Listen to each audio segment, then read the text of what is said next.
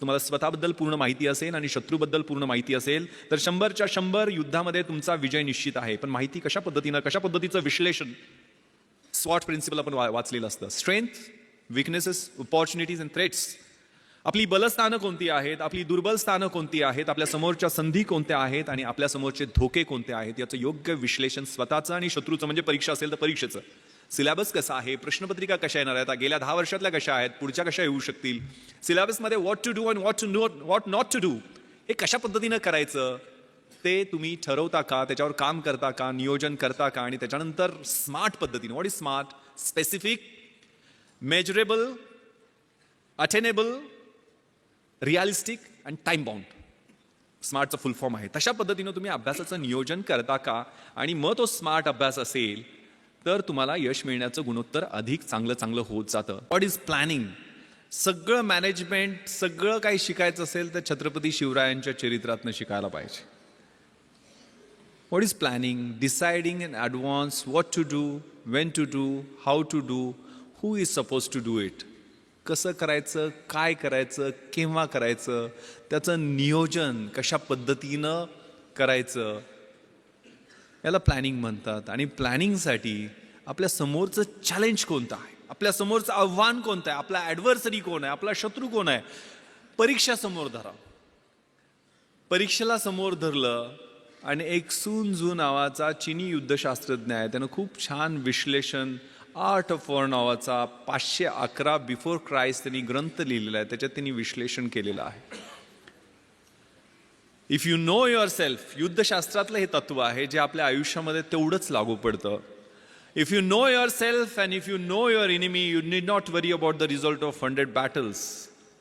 तुम्हाला स्वतःबद्दल पूर्ण माहिती असेल आणि शत्रूबद्दल पूर्ण माहिती असेल तर 100च्या 100 युद्धामध्ये तुमचा विजय निश्चित आहे. पण माहिती कशा पद्धतीचं विश्लेषण, स्वॉट प्रिन्सिपल आपण वाचलेलं असतं. Strength, weaknesses, opportunities and threats. आपली बलस्थानं कोणती आहेत, आपली दुर्बल स्थानं कोणती आहेत, आपल्या समोरच्या संधी कोणत्या आहेत आणि आपल्या समोरचे धोके कोणते आहेत याचं योग्य विश्लेषण स्वतःचं आणि शत्रूचं, म्हणजे परीक्षा असेल तर परीक्षेचं. सिलेबस कसा आहे, प्रश्नपत्रिका कशा येणार आहेत, गेल्या 10 वर्षातल्या कशा आहेत, पुढच्या कशा येऊ शकतील, सिलेबसमध्ये what to do and what not to do हे कशा पद्धतीनं करायचं ते तुम्ही ठरवता का, त्याच्यावर काम करता का, नियोजन करता का, आणि त्याच्यानंतर स्मार्ट पद्धतीने. What is smart? Specific, measurable, attainable, realistic and time bound. स्मार्टचा फुल फॉर्म आहे. तशा पद्धतीनं तुम्ही अभ्यासाचं नियोजन करता का, आणि मग तो स्मार्ट अभ्यास असेल तर तुम्हाला यश मिळण्याचं गुणोत्तर अधिक चांगलं होत जातं. If you know yourself and if you do not know about your enemy, after every victory gain you will suffer a defeat. जर तुम्हाला स्वतःबद्दल माहिती असेल पूर्णपणे, मात्र शत्रूबद्दल माहिती नसेल तर एका विजयानंतर तुम्हाला एक पराभव पचवावाच लागेल. जर तुम्हाला स्वतःबद्दलही माहिती नसेल आणि शत्रूबद्दलही माहिती नसेल तर you will suffer a defeat in every other battle. जर स्वतःबद्दल पण माहिती नसेल आणि शत्रूबद्दल माहिती नसेल तर आपल्याला मार खायला लागणार हे निश्चित आहे. त्यामुळे हे विश्लेषण आपल्यातल्या पॉझिटिव्ह, निगेटिव्ह, डिस्ट्रक्टिव्ह सगळ्या गोष्टींचं विश्लेषण व्यवस्थित करून आपल्याला मार्गक्रमण करायचं. And this time is very important. More you sweat during peace, less you bleed during war. हे युद्धशास्त्रातलं दुसरं महत्त्वाचं तत्व आहे की शांततेच्या काळात जास्त घाम काढला तर युद्धाच्या काळामध्ये कमी रक्त सांडावं लागतं. तुमच्या हा कॉलेजचा काळ आहे, तो रचनात्मक काळ आहे. तुम्हाला कुणीही अडवलेलं नाही अभ्यास करायला, आणि अभ्यास करून कुणाच्या अंगाला भोकं पडलेत किंवा कोण मेलाय असं मी काय ऐकलेलं नाही आहे. त्यामुळे आई वडील आपले खूप खस्ता खाऊन आपल्याला इकडं अभ्यासासाठी पाठवतात. कारण माझ्या वडिलांनी अर्धा एकर शेती विकलेली होती, मला सांगितलं पण नाही. कधी त्यांनी मला एक पोस्टकार्ड लिहायचे, पोस्टकार्डवर त्यांची सही मोडीतली सही आहे. जुने पैलवान होते ते, 4थी शिकलेले. आईचं शिक्षण तर झालेलं नाही आहे, पण लिहिता वाचता तिनं नंतर शिकली थोडंफार वाचायला. पण वडील मी दिल्लीला ज्यावेळेला UPSCची तयारी करायला इंटरव्ह्यूच्या वेळेला होतो, मुंबईमध्ये असायचो, त्यावेळेला पोस्टकार्ड लिहायचे. त्यांनी कधी टेन्शन देणाऱ्या गोष्टी लिहिल्या नाहीत, पण व्यवस्थित चाललंय आमचं, आमची काही काळजी करू नको, तुला पैसे किती पाहिजेत, कसे पाठवून देऊ, जेवायला व्यवस्थित मिळतं का वगैरे वगैरे विचारपूस करून शेवटी मात्र न चुकता एक ओळ ते लिहायचे. मला गावाकडे प्रेमानं भावड्या म्हणतात. भावड्या, माझे डोळे मिटायच्या आधी तुला लाल दिव्याच्या गाडीतनं आलेलं मला पाहायचं आहे.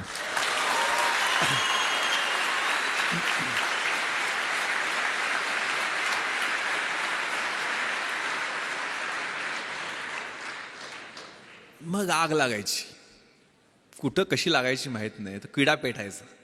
आपल्या त्या निरक्षर असो, अडाणी असो, पैलवान असो, पण माझ्या त्या बापाचं स्वप्न पूर्ण करण्यासाठी मी अभ्यास करणार. आणि मग तिथं कॉम्प्रोमाइज नाही. त्यामुळे प्लॅन केला तो. मग आनंद, मी, सुगंध एकत्र बसून आम्ही कॉलेजला असताना प्लॅन केला. तर तिघंजणं एका खेड्यातली 1800 लोकवस्तीच्या गावातनी 3 पोरं प्लॅन करू शकतात. तर तुम्हाला तिथं इतकं चांगलं इन्फ्रास्ट्रक्चर आहे, पुस्तक आहे, मार्गदर्शक आहेत, सगळ्या गोष्टी उपलब्ध आहेत. एवढ्या सगळ्या गोष्टी असताना घोड्याला फक्त पाण्यापर्यंत आपण घेऊन जाऊ शकतो. त्याला पाणी प्यायचं की नाही हे आपण ठरवायचं आहे. त्यामुळे आपण सगळेजण निर्णय घ्यायचा आहे त्याच्या बाबतीत. त्यावेळेला तो प्लॅन केला. यश अपयश मिळत राहतं, असतं, त्रास होतो, पेन्स होतात, फ्रस्ट्रेशन येतं. जे मी तुम्हाला सांगितलं, मी मरीन ड्राईव्हवरती फिरायचो, पहिल्यांदा इंटरव्ह्यूतनं नापास झालो त्यावेळेला अजून फ्रस्ट्रेशनमध्ये गेलेलो होतो. 21व्या वर्षी मुलाखतीतनं परत आलेलो होतो. पण दुसऱ्याच वर्षी 3 पोस्टवर सिलेक्ट झालो, एक पण नाही. मी पहिल्यांदा MPSCतनं सेल्स टॅक्स इन्स्पेक्टर झालो, नंतर डेप्युटी कलेक्टर झालो आणि IPS UPSCच्या एक्झाममधनं झालो. म्हणजे 12 परीक्षा मी सलग पास होत गेलो. 1996ला 1997ला ट्रेनिंगला गेलो. जो विद्यार्थ्याला विद्या देतो, धन पाहिजे त्याला धन देतो, अपत्य पाहिजे त्याला अपत्य देतो, मोक्ष पाहिजे त्याला मोक्ष देतो, तो गणपती बाप्पा आम्हा पोलिसांना मात्र भरपूर टेन्शन देतो. कारण त्याच्याकडे असणारं अटेन्शन. मग ते अटेन्शन आम्ही बदललं. गावातनं पैसे जमा केले आणि व्याख्यानमाला घेतली. त्यावेळेला निर्मल कुमार फडकुले, शिवाजीराव भोसले असे व्याख्याते आणून सुद्धा आमचे 44,000 रुपये शिल्लक राहिले. कारण सहकार चळवळ आमच्या भागात ही चांगल्या पद्धतीनं रुजलेली आहे. सगळ्या कारखान्यांनी, सूतगिरण्यांनी चांगली मदत दिली होती. 7 का 8,000 रुपये खर्च आले. 44,000 रुपये मग करायचं काय याचं? तर गाववाल्यांनी वेगवेगळे प्रस्ताव दिले. कुणी म्हटलं तालीम बांधूयात, कुणी व्यायामशाळा करूयात, कुणी म्हटलं ॲम्ब्युलन्स गावात आणूया, त्याच्यासाठी अजून पैसे जमा करू. पण आम्ही प्रस्ताव दिला की हे पुस्तकासाठी पैसे आम्हाला द्या. आम्हाला काही कथा, कादंबऱ्या, नाटकं, कविता असली पुस्तकं नको. तर आम्हाला MPSC, UPSC, bank recruitment, railway recruitment, army recruitment याच्यासाठी लागणारी स्पर्धा परीक्षेची पुस्तकं पाहिजे. ते वाघिणीचं दूध आम्हाला द्या, आम्ही तुम्हाला रिझल्ट दाखवू. गाववाल्यांनी नाही होय करत पुस्तक आणायला परवानगी दिली. 44,000 रुपये आम्हाला पुस्तकासाठी मिळाले. मी आणि माझे मित्र ती लिस्ट घेऊन पुण्याला गेलो. पुण्यामध्ये जेवढी जमतील तेवढी. त्यावेळेला NCERTची पुस्तकं कुठं मिळतात हे पण माहीत नव्हतं. NCERTची पुस्तक विमाननगरला कुठल्या तरी एका सेंट्रल स्कूलच्या तिथल्या लायब्ररीमध्ये मिळतात म्हटल्यानंतर तिथनं आम्ही जाऊन पुस्तकं आणली. म्हणजे हनुमान जशी संजीवनीसाठी अख्खा डोंगर घेऊन आलेला होता, तशी जेवढी मिळतील तेवढी NCERTच्या पुस्तकात ठराविकच लागतात पुस्तकं. या परीक्षेसाठी व्हॉट नॉट टू डू हे खूप महत्त्वाचं असतं. आणि ते नियोजन, कॉमन सेन्स, परीक्षेची तयारी, म्हणजे हे UPSCसाठी मी बोलत असलो तरी तुम्ही ह्या रेग्युलर गोष्टी तुमच्या रोजच्या जीवनामध्ये सवयी लावून घ्या. कारण अभ्यासाची शैली माझ्या अंगभूत मी करण्याचा प्रयत्न केला होता. मी मोटरसायकलचा नंबर दिसला तरी त्या 786 असेल तर 786 झाली. जगाच्या इतिहासात काय झालं, महाराष्ट्राच्या इतिहासात काय झालं, भारताच्या इतिहासात काय झालं ते आठवायचा प्रयत्न करायचो. डायरी प्रत्येक पानावर माझ्या छोटी डायरी होती त्या ठोकळ्यात, कारण मी इतिहासच माझं ऑप्शनल सब्जेक्ट होता. मी कुठलेही म्हणजे CSR एक माझ्याकडे असायचं नेहमी, जे नेहमी जाताना कुठेही वाचायचो. मी अगदी ॲन्युअल ट्रेनिंग कॅम्पला रुकडीला गेलेलो होतो कोल्हापूरच्या जवळ. 5 महाराष्ट्र बटालियन NCC सर्टिफिकेट मी केलेलं आहे.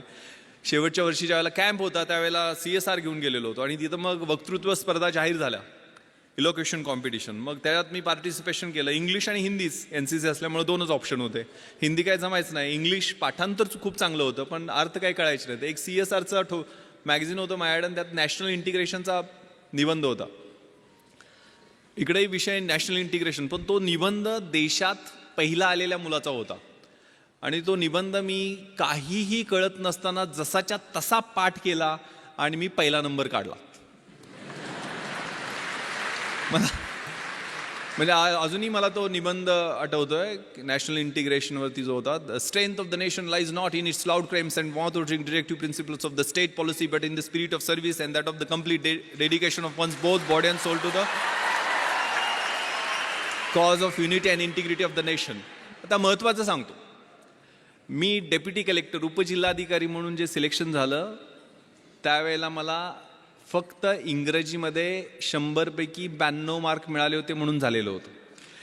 हे 92 मी मराठी माध्यमाचा माझं ॲव्हरेज इंग्लिश होतं, पण माझं ग्रामर आणि रायटिंगमधलं इंग्लिश बोलताना मी UPSCची मुलाखतसुद्धा मी मराठीतून दिलेली आहे.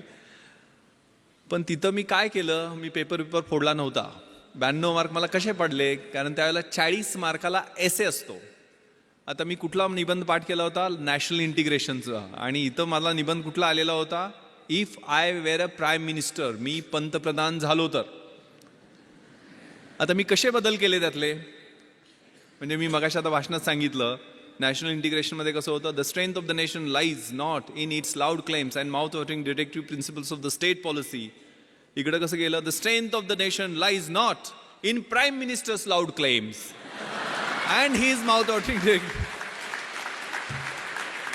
पुढं असं होतं, however with every salute and cheers to our grand and mighty past we cannot but admit that our present is afflicting, sometimes it is horrifying, sometimes frustrating. इकडं कसं गेलं, however with every salute and cheers to our grand and mighty past of Jawaharlal Nehru, Indira Gandhi, our present, त्यावेळेला इंदर कुमार गुजराल आणि ते चंद्रशेखर सरकार पडणं वगैरे सुरू होतं, ते सगळं इट इज अफ्लिक्टिंग, समटाईम्स हॉरिफाईंग. असे व्यवस्थितपणे फिलिंग द ब्लँक्स केले आणि व्यवस्थितपणे पेपर तो लिहिला आणि 92 मार्क मिळाले आणि मी डेप्युटी कलेक्टर होऊ शकलो. हा प्रयोग माझ्या मित्रानं केला आणि त्याला 37 मार्क फक्त पडले. त्यामुळं हा प्रत्येकाचा इंडिव्हिज्युअल अप्रोच असतो, प्रत्येकाच्या अभ्यासाची शैली ही वेगळी असते. माझी दुसरं कारण मी डेप्युटी कलेक्टर होण्याचं, माझा समाजशास्त्र विषय मी घेतलेला होता. कधी घेतला, ज्यावेळेला MPSC प्रिलिम्सचा रिझल्ट लागला आणि मी पास झालोय आणि 1.5 महिन्यांनी MPSCची मुख्य परीक्षा आहे हे माहीत झाल्यानंतर मी समाजशास्त्र विषय घेतला. कारण मराठी लिटरेचर माझा दुसरा ऑप्शनल सब्जेक्ट UPSCच्या अभ्यासासाठी, IAS IPSच्या तयारीसाठी मराठी साहित्य होता. पण MPSCमध्ये मराठी साहित्याचा चांगला स्कोअर होत नाही आहे, त्यामुळे मला माझ्या मित्रांनी सांगितलं की तो विषय घेऊ नको. मग मी समाजशास्त्र विषय घेतला. समाजशास्त्राचं सोशॉलॉजीचं स्पेलिंग सोडून मला काहीही माहीत नव्हतं.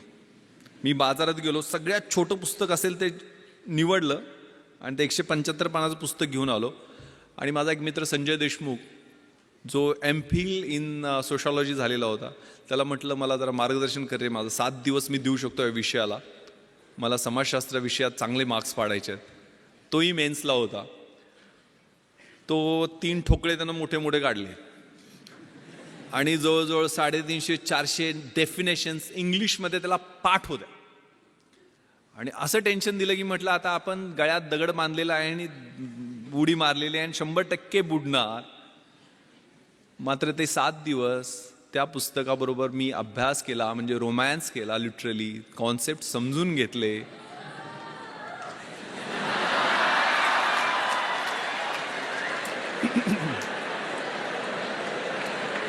ते पुस्तक आहे 3 इडियट्समध्ये तो पाठवतो तसं नव्हतं.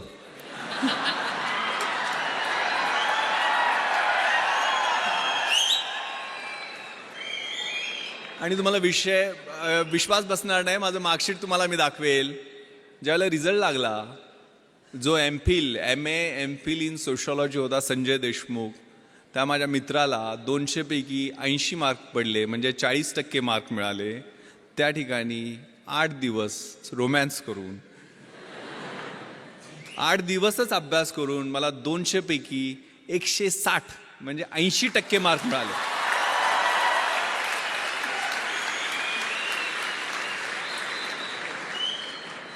अगेन मी पेपर फोडला नव्हता, किंवा पेपर फोडून सुद्धा समाजशास्त्रात विश्लेषणा पद्धतीनं मार्क मिळत नाहीत.